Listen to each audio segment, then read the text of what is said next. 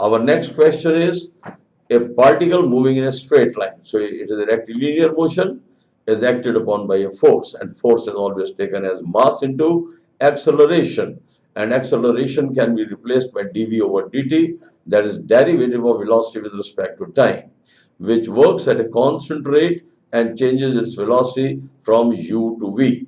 So the limits of integration will start from u and higher limit will be v.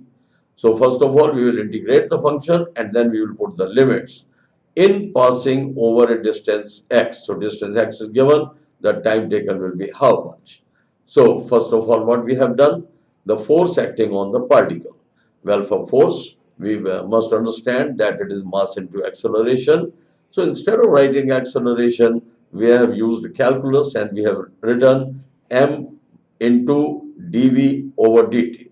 dv over dt means rate of change of velocity, and that is acceleration. Now, power of the force. We wanted to find the power. So, power means force into velocity. Force we have calculated in the above equation and multiplied by velocity. So, force is m dv by dt into v, and that is equal to k constant. Now, what we have done, dt is taken to the other side and the function is made k dt, and then we have integrated the function. To integrate m dvv is equal to integrate k dt, what we have done is that m is taken out, the integration sign, and we have integrated v with respect to v, and that is found to be v square over 2. So we are using mainly the integral calculus in order to find these numbers. So it will become mv square by 2, that is equal to integration of k dt. So k is constant, so we integrate 1 with respect to t, and that will be t, plus integration constant. So we go on putting the integration constant up to the time there is no limit mentioned for the integration, because it is a case of indefinite integral. But when the limits are mentioned for the integration sign, then we take it as definite integral. Now we mark it as equation number 1. So what is equation number 1? That is half mv square equals to kt plus c, where half mv square represents the kinetic energy. Moreover, we can remember that integration of mv means momentum. So integration of momentum will be kinetic energy. Now, if t is 0, v is u, then c will be mu square by 2. So in equation number 1, we can calculate the value of c with assumption that t is taken as 0 and v is taken as u. So if we do like that, then c will be equal to half mu square. Now from equation number 1, half mv square is equal to kt plus mu square by 2. Now this function can be written as, that is, mv square by 2 minus mu square by 2 is equal to kt. So what we have done, that in the right hand side, mu square by 2 is taken towards the left side, and the function has become half mv square minus half mu square is equal to kt. Now we come to another simplification. We have taken as half m constant common, and we have written within the bracket v square minus u square, and that is equal to kt. Now we mark it as equation number 2. Now we know that m dv over dt into v is equal to k. That is in equation number 1, it was mentioned.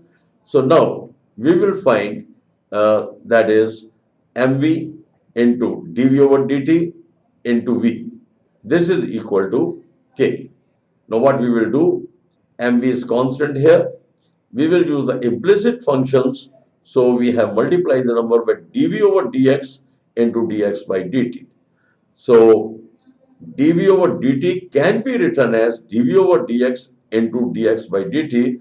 This is called the implicit function in terms of calculus. So that is equal to k. Now what we will do, that is mv we have written as it is, and dx over dt is replaced by v, and dv over dx is written as it is, and that is equal to k. Now mv can be written as mv square dv by dx is equal to k. mv square dv is equal to k dx. So if we make transformation, we can write mv square dv is equal to k dx. Now we integrate the function from lower limit u to v.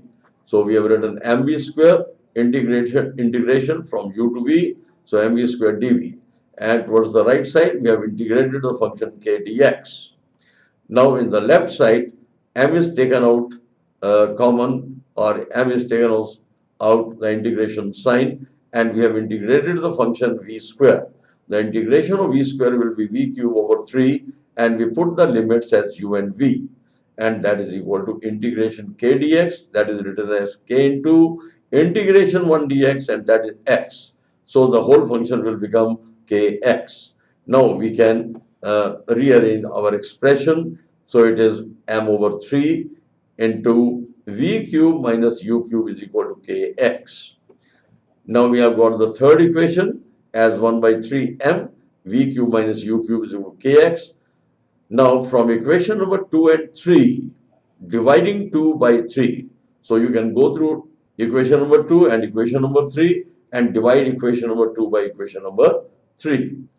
So I have written here equation number 2, 3 and 2 are mentioned. So we are dividing equation 2. So we have written half m into v square minus u square divided by 1 over 3 m into v cube minus u cube, and that is equal to kt over kx. So in k will cancel off, m will also cancel off, and our number will become 3 over 2 into v square minus u square divided by v cube minus u cube, and that is equal to t over x. Now from this equation, we have to form a function or the subject of equation as t. So t can be written as 3 by 2x into v square minus u square over v cube minus u cube. This is what we have to estimate.